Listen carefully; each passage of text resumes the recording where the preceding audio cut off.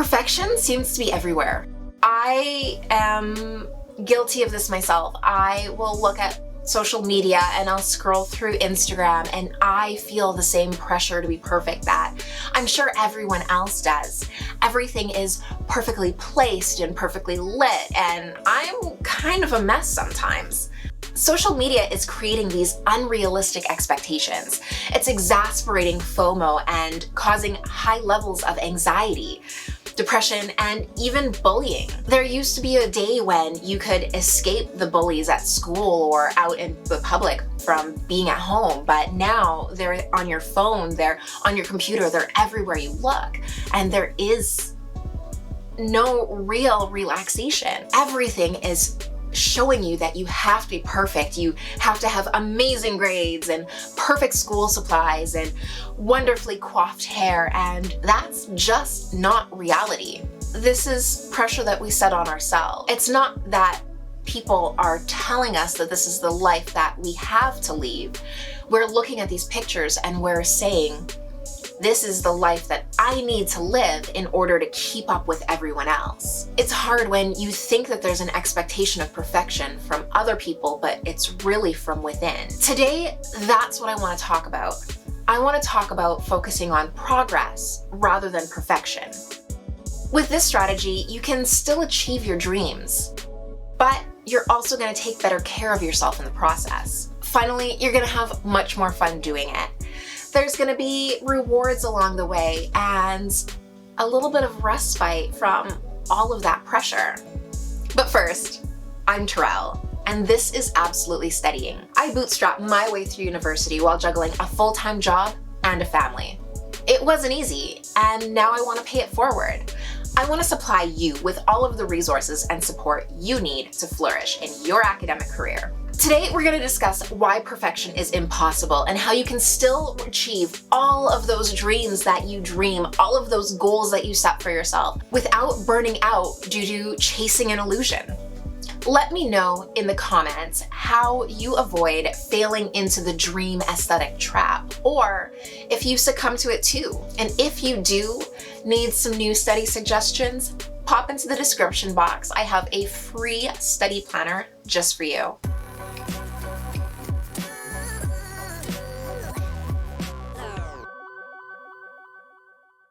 Before we get into the nitty-gritty here, I do want to have a little bit of a trigger warning. We are going to talk about some self-harm behaviors in here, but I really feel like it's important to talk about these open and honestly, because I really think that it's going to help some people who are struggling to open it up and realize that they're not the only ones that do. If you do have any questions, I will have all of my sources linked below in the description. You are welcome to check them out if you'd like. Social media imposes socially prescribed perfectionism. This means that you feel pressure to be perfect and live up to the standards of others, even if that pressure is imagined. This is a type of perfectionism that is not imposed on you from others, but from perceived pressure. These standards are hard because there's not someone hammering down these expectations on you. Rather, you're left to your own devices to hammer these expectations yourself. You have no escape from your own mind and what you think people expect from you. And so that's why it's so dangerous. Students that are perfectionists often set unrealistic standards for themselves. This can lead to anxiety, psychological distress, depression, and increased test anxiety. Your fear of failure and disapproval from others is what really drives this home, what really makes this so dangerous. Again, because it is something that is self-imposed. Often when people give you words of comfort or try to shatter this expectation of perfection, you might not initially believe it. Instead, because it is a cycle that you've already wound yourself into, it can continue and it can actually be quite dire. I have an entire breakdown of negative self-talk and how it can affect your academic performance. I'm going to link that video up top and in the description below so that you can see a full detailed description of that cycle and how it starts and how it perpetuates. This cycle can be quite dangerous because it will often lead to depression and procrastination. People who are driving themselves into this self-imposed perfectionist cycle will often meet deadlines, and that will further exacerbate these problems, the depression, the procrastination, which just leads the cycle to spiral further and further out of control. It also decreases the likelihood that they're going to seek help. Unfortunately, when you have procrastination and depression involved, it's going to often make them feel like it's their fault. You might feel like it's your fault because you are procrastinating, which will cause you to procrastinate more, which will cause you to feel worse, and then you're going to be even less likely to seek help because you feel like it's your fault when it's not. And then the fear of disapproval from others makes you feel that anyone that might be able to help might instead judge you or blame you for your own problems, when really all you need is some kind words and a helping hand. That's not to diminish people who do really need the help of a therapist or something more. But even with that, often this fear of failure and judgment is still going to cause them to shy away from help and just bury themselves deeper in their despair. Some of these students may achieve close to what they consider perfection, but by the time you get there, it's no longer enough. You're still going to see flaws in everything that you do, and you're still never going to feel like it was good enough. I had a problem very similar to this when I was in high school. I wanted to be perfect so badly. I never felt that anything was good enough. And rather than just handing in my assignments, I would often hold them back or hand them in late, and sometimes not at all. Not because I hadn't done them, they were piling up in my binder just waiting to be marked.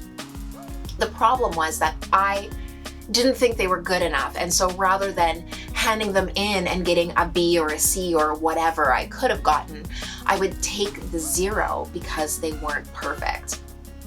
Done is always going to be better than perfect.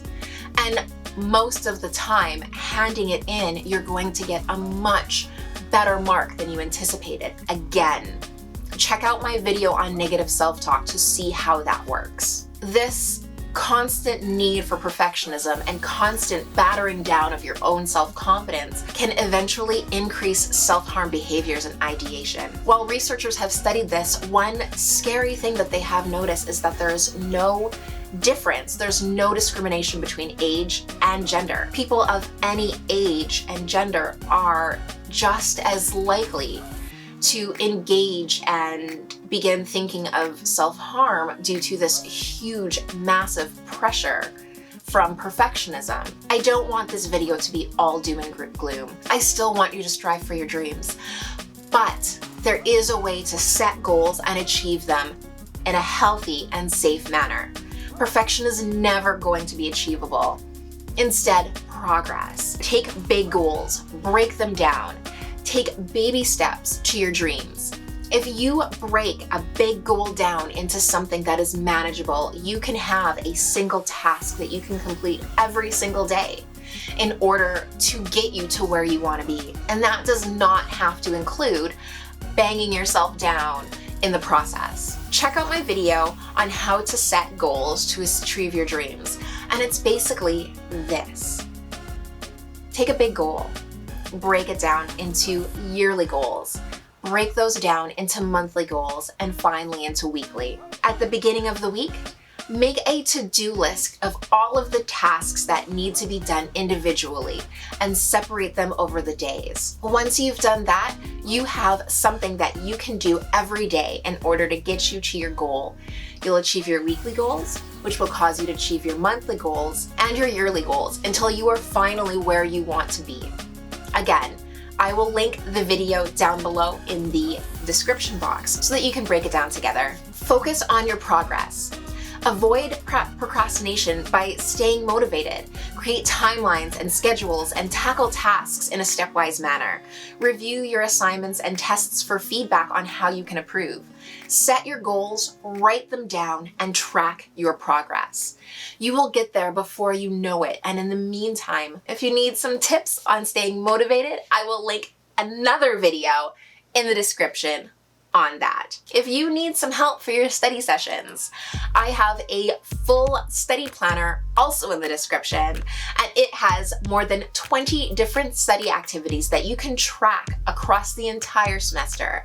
You can check one of these off every day on your way to achieving your dreams. Thank you for watching this video. I want you to like this video and subscribe to my channel. I put out new videos every week, and they are always about study tips, organizational hacks, and homework help to help you through the study struggle. You can also visit my website, www.absolutelystudying.com, for more useful resources and articles to help you along your academic career. Until next time, I hope you have an amazing adventure.